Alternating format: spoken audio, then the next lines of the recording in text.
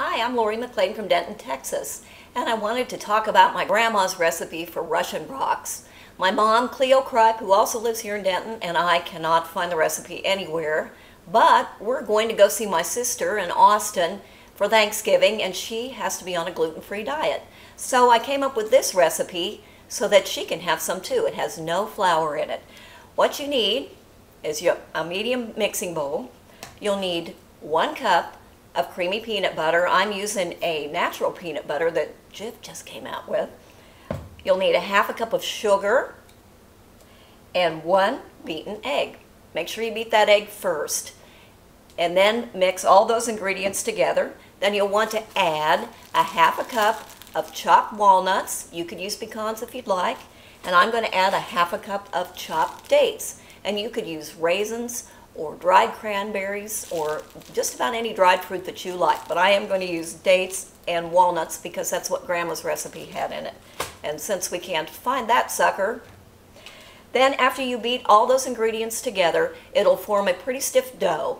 Then you'll want to make about 1-inch balls from that, and probably if you take about a tablespoonful of dough, roll it in a ball, that'll be about the right size. Then you'll place those all on a large cookie sheet, a non-stick cookie sheet, about a 1/2 inch to 1 inch apart. And what I like to do is dip a fork into some sugar like you would for a peanut butter cookie. Make just a small crisscross on the top. Don't flatten them completely if you want them to be Russian rocks. Now if you do want to flatten them completely like a peanut butter cookie, you can. I've made a 1/2 batch of each so you can see which one you like the best.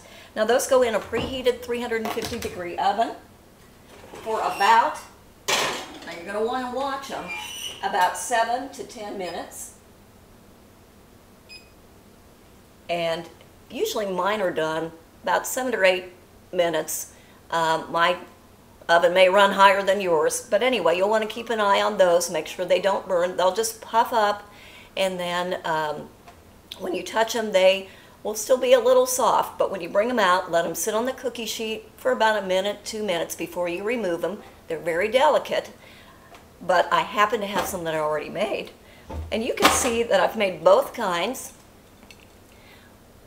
One, the basic Russian rock like Grandma made, so you don't squish them flat completely. And then I did flatten the other 1/2 batch completely like a peanut butter cookie with a crisscross on the top.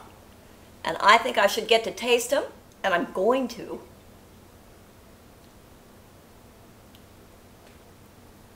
Very good.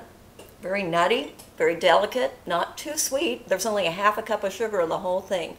This makes about 24, which is 2 dozen, to 28 cookies, just depending on the size of the balls that you make and put on the cookie sheet.